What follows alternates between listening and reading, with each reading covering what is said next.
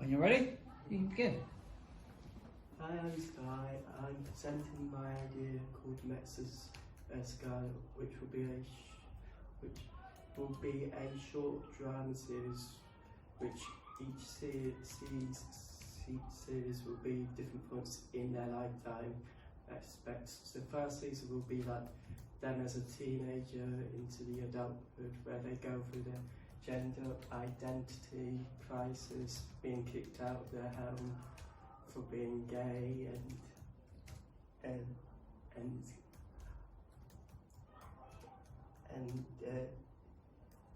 it's going to show how queer representation, which some media don't do well enough. Okay.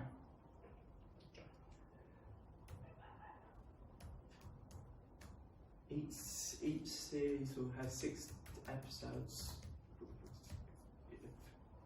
for each main part of their life in each series. It will be comedy and drama at the same time.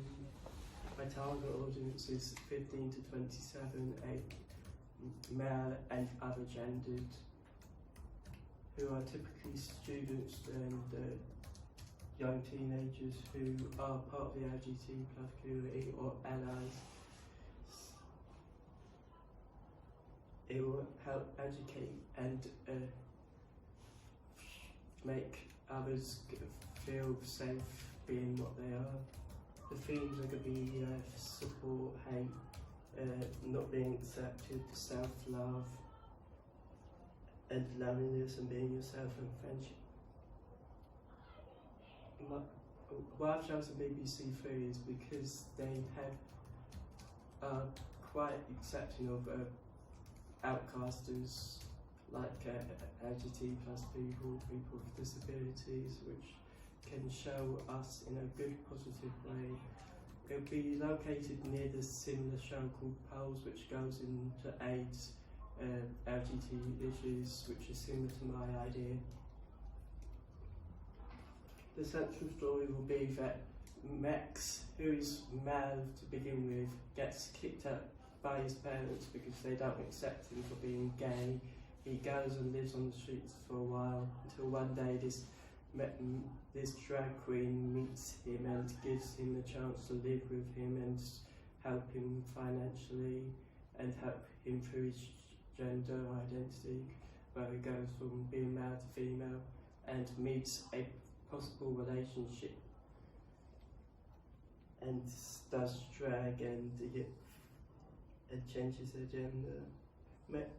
Main characters will be Max, who is the trans protagonist, who is aged 17 to 17. He falls in love with a guy who is a possible relationship, who is non-binary. Then you got Kai, the boyfriend. Then you got the flower, and like the character arc will be shown his gender and how he has to adapt to living with no parents and through queer homophobia and transphobia, because during that time period which it's set in, the government has changed the laws and made it very homophobic, transphobic.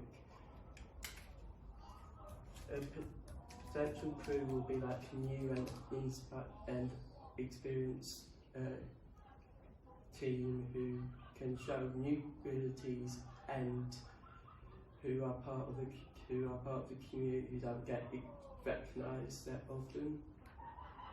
Like my potential cast would be like Billy Porter, who is known as a famous drag queen and an LGBT plus person who plays Miss Lola. I've chosen Billy Porter because he knows what it's like to live through being queer and drag queen. And then I might have Ollie Alexander, who is another queer person who's a singer and has gone through hardship in his lifetime. The potential locations I'm thinking of is back streets of New York when he's homeless, because they're a bit rough and dodgy and a bit more more homophobic. And then when he does move with Miss Lola, it being San Francisco, one of the most gayest states in America, which he will feel comfortable in. Similar shows are Pearls, Queer Britain and It's a Sin, which go into issues in society, queerness, AIDS, not being accepted. My unique selling point is that my main characters are not stereotypical gender, either cis or male. They're actually trans and non-binary, which makes them different from every other character in this TV series, and look more farther into the issues in the world with being queer and I've done concept of a pitch Bible. I've done this just to push myself, instead of just being an editor, push myself and actually learn how to actually write it, and I quite enjoy picking it in, putting it into detail and complexing the idea and making it more simpler and easier to see. Okay. Any questions? Okay. Thank you very much, Skye. So, I like the idea of it jumping time. I like the fact that you thought bigger than necessarily just the first series, but you thought actually consequently where it's going. I mean, in terms of focusing on just series one, what is the main dramatic character arc for our character for just series one? Series one is going to leave us at does Kyle Max have feelings? Scarlett have feelings for Kyle, which next seasons will be seeing if that relationship goes any further. Okay, so that's actually about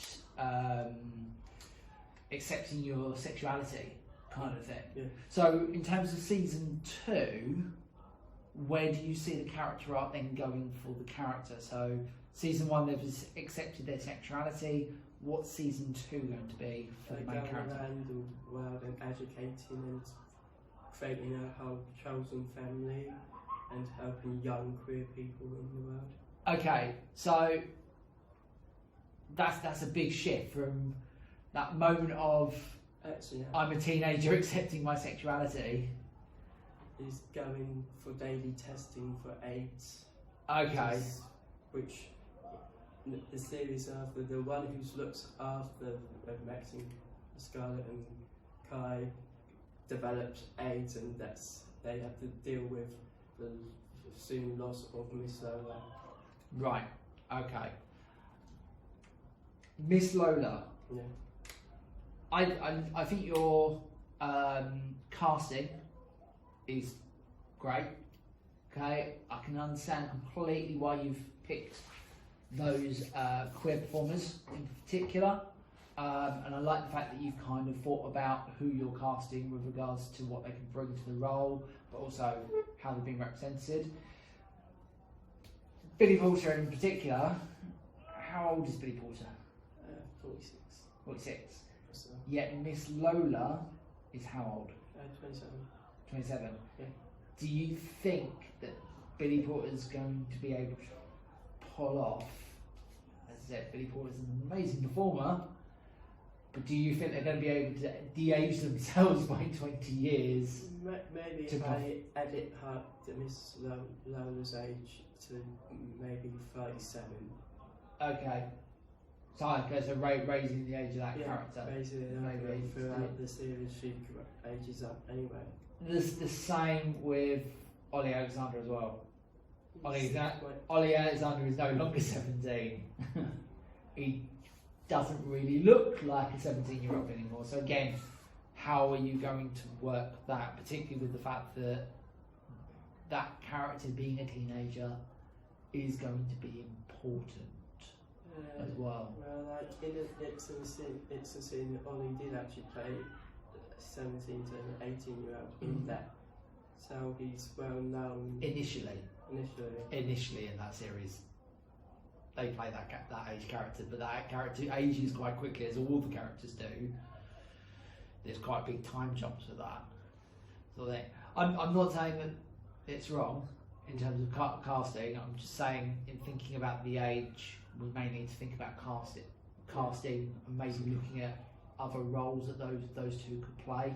Yeah. If it stops the integrity of the story being told. You talk about AIDS, bits like that. Are we looking at setting this? And then you talked about changes of law. Now I got the impression we talk about setting it in New York and San Francisco. Yeah. Is that present day New York, San Francisco, or is it in the 90s? Oh, so we're going for a past. Yeah, A past. But the past goes into the future. Okay, so we start series ones like in the 90s. Yeah. And then what? The second season will be the 2000s. 2000s. So you're jumping 10 years. Got that. Right. Okay, that makes sense. We at BBC Three are looking for homegrown content as well. Could this be an idea? I know you've talked about it being set in America. Could this be something that could be, Yes, 'cause it could be moved over to the UK? Yeah, it could be used just green screen the New York City streets and So for you, the story is important that it's set in America. It has to be New York and San Francisco. It couldn't necessarily be sort of the UK. But it wouldn't have the same effect. Okay, what effect is it that you're after?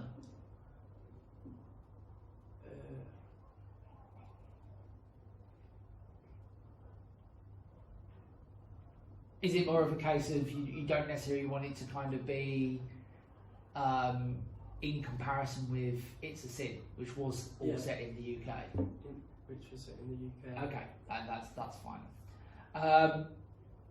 As I said, I think you've got a nice idea.